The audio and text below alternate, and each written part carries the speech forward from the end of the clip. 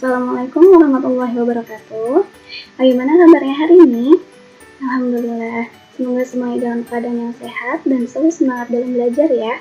Oke, kita akan memasuki materi baru setelah PTS, yaitu tentang bentuk aljabar. Nah, sebelum masuk materi, yang angka baiknya kita berdoa terlebih dahulu.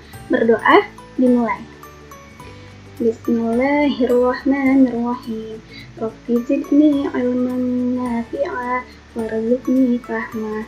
Ya Allah, please give me your blessing of knowledge and understanding. Amin. Nah, sekilas tentang aljabar. Nah, jadi ada penemunya nih aljabar. Nah, penemu aljabar itu Abu Abdullah Muhammad ibn Musa al-Khwarizmi. Ya. Nah, aljabar berasal dari bahasa Arab. Itu aljabr yang berarti pertemuan, hubungan atau perampungan. Adalah cabang matematika yang dapat dicirikan sebagai generalisasi dari bidang aritmatika. Nah, aljabar juga merupakan nama sebuah struktur aljabar abstrak, yaitu aljabar dalam sebuah bidang. Nah, ini sekilas tentang aljabar ya. Nah, selain penemu aljabar ini, Al-Khwarizmi juga adalah penemu angka 0. Ya. Namun, Al-Khwarizmi itu lebih dikenal sebagai bapak aljabar karena penemu aljabar juga gitu ya. Nah, itu sekilas tentang aljabar. Nah, sekarang masalah yang pertama. Pak Budi beli 2 kardus buku. 2 kardus buku ya, dan 3 buku. Nah, kemudian Pak Agus beli 5 buku. Nah, ini bisa kita ubah dalam bentuk aljabar. Nah, jadinya seperti apa ya? Nah, jadi ilustrasi gambarnya seperti ini. Tadi kan Pak Budi membeli 2 kardus buku dan 3 buku ya. Nah, ini punyanya Pak Budi nih, yang Pak Budi beli. Kemudian Pak Agus tadi membeli 5 buku. Nah, kemudian kalau kita ubah ke dalam bentuk aljabar, jadinya seperti apa? Nah, kalau Pak Budi 2 kardus buku dan 3 buku, itu menjadi 2x ditambah 3. Nah, kenapa ini jadi 2x ya? Nah, ini kan kardus ya, kardus buku, isinya ada bukunya. Nah, karena kita belum tahu di dalam kardus ini ada berapa banyak bukunya, makanya kita bisa menggunakan simbol. Nah, simbolnya itu berupa huruf. Nah, hurufnya itu bisa apa aja? Bisa dari A sampai dengan Z. Nah, tapi di sini Miss menggunakan X. Nah, kenapa ada 2? Karena di sini ada 2 kardus, jadinya 2X gitu ya. Atau kalau misalnya mau diganti jadi 2Y juga boleh. Jadi 2Y. Tuh, jadi sama saja. Nah, kemudian 3 buku. Nah, karena di sini jelas nominalnya kelihatan nih ada 3 nih bukunya. Jadi, langsung aja kita tulis ditambah 3. Nah, maka bentuk aljabar dari 2 kardus buku dan 3 buku itu 2x ditambah 3. Kemudian yang Pak Agus. Pak Agus membeli 5 buku. Nah, langsung aja kita tulis 5, karena ini udah jelas nih, benar ada 5 hitungannya ya. Nah, kalau ini karena belum tahu pasti ada berapa banyak buku di dalam kardus, jadi kita pakai simbolnya berupa huruf ya. Oke, selanjutnya. Nah, di sini ada gambarnya. Di sini ada gambar 2 bola basket. Nah, bentuk aljabarnya 2 gitu ya. Nah, keterangannya 2 bola. Kemudian di sini ada gambar 1 kotak gitu ya, 1 kotak yang berisinya bola ini, bola basket. 1 kotak bola. Nah, bentuk aljabarnya itu menjadi X, atau boleh juga huruf lain ya, dari A sampai dengan Z itu terserah mau pakai apa. Nah, tapi di sini Miss simbolkannya dengan X. Nah, atau bisa juga 1X ya. Tapi karena 1 itu tidak usah ditulis, jadi kita tulis hurufnya saja ya, jadi X. Nah, keterangannya ini 1 kotak bola. Nah, kemudian kalau 2 kotak bola gimana? Nah, berarti X ditambah X atau 2X. Nah, ini sama seperti tadi yang 2 kardus buku ya, jadi 2X. Keterangannya berarti 2 kotak bola. Kemudian di sini ada 2 kotak bola dengan 4 bola ya, 2 kotak bola dengan 4 bola. Menjadi 2x ditambah 4. Keterangannya ini 2 kotak bola dan 4 bola. Kemudian di sini ada 2 kotak bola, kemudian 1 tabung bola, kemudian ada 4 bola. Nah, jadi tadi kalau yang kotak jadi 2x ditambah, nah di sini karena ada 1 tabung, nah di sini kita pakainya karena ini beda ya dengan yang kotak, bentuknya berbeda, jadi kita pakai simbol huruf yang lain. Tidak boleh sama dengan yang x. Nah, maka di sini Miss pakainya yang Y. Nah, 2x ditambah Y ditambah 4. Nah, keterangannya 2 kotak bola, 1 tabung bola, dan 4 bola. Seperti itu ya. Nah, sekarang kalian coba nih di sini.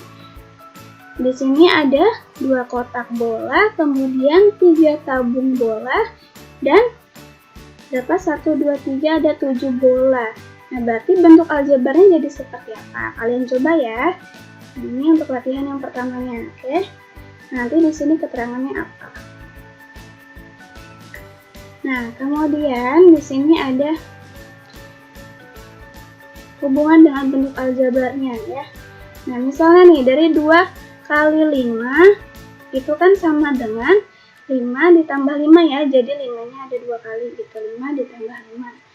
Nah, terus 2 kali A itu sama dengan A ditambah A. Sama dengan 2A. Jadi berhubungan ya perkalian sama bentuk aljabar ini. Kemudian 3 dikali P berarti P-nya ada 3. P ditambah P ditambah P. Jadi sama dengan 3P. Jadi 3 kali P itu sama saja dengan 3P. 2 kali A sama dengan 2A. Nah, seperti ini kan.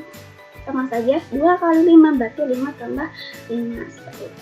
Nah, terus 5 dikali B berarti B-nya ada 5 kali. B ditambah B ditambah B ditambah B ditambah B. Jadi sama dengan 5B. Pokoknya gitu ya. Kalau 5 kali B sama dengan 5B. 3 kali P 3P. Dan yang lainnya juga sama. Misalnya 4 dikali B berarti 4B gitu. Nah, kemudian contoh-contoh bentuk aljabar yang lain kayak gimana?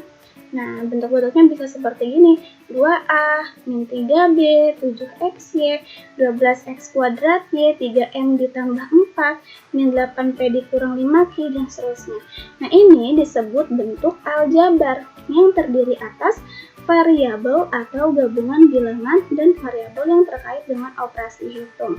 Nah, nanti kita akan belajar nih variabel itu apa ya, gitu ya, di slide berikutnya. Nah, dalam aljabar di sini ada juga yang disebut dengan suku tunggal dan suku banyak. Nah, kalau suku tunggal atau suku 1, contohnya 4A, 2X kuadrat, 5A kuadrat, BC pangkat 3. Nah, ini suku 1. Nah, kalau suku 2 atau binom, contohnya 2P ditambah 15. Nah, terdiri atas 2 suku. Sukunya suku mana aja berarti? Berarti 2P dan 15. Nah, gitu ya, karena di sini dipisahkan dengan satu operasi hitung. Nah, ini jadinya disebut suku 2. Ini suku yang pertamanya, ini suku yang keduanya 2P dan 15. Kemudian contoh lainnya 7P kuadrat dikurang 10P. Nah, ini terdiri dari 2 suku, yaitu 7P kuadrat dengan, ini harusnya ada negatif ya, negatif 10P di sini ya.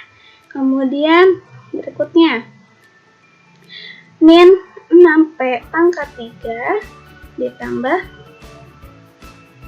5PQ terdiri atas 2 suku, yaitu min 6P pangkat 3 dan 5PQ.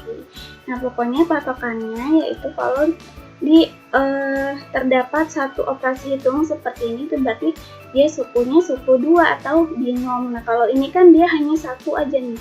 Ini satu kesatuan nih, 4A, 2X kuadrat, 5A pangkat 2, BC pangkat 3, ini satu kesatuan.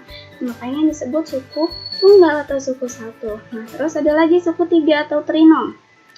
Nah, contohnya 8X dikurang 4Y ditambah 9. Nah, ini baru terdiri atas 3 suku. Sukunya mana aja? 8X, kemudian min 4Y, kemudian 9.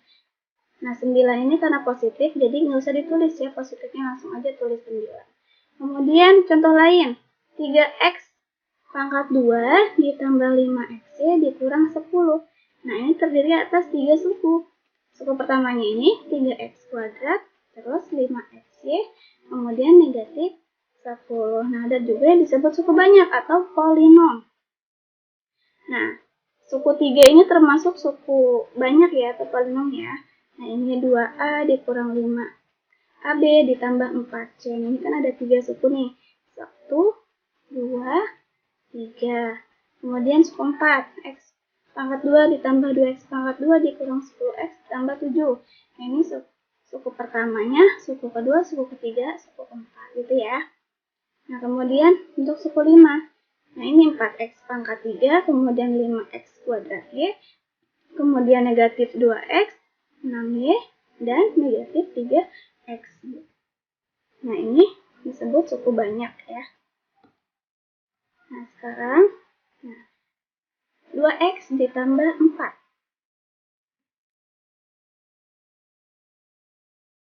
Nah, perhatikan di sini.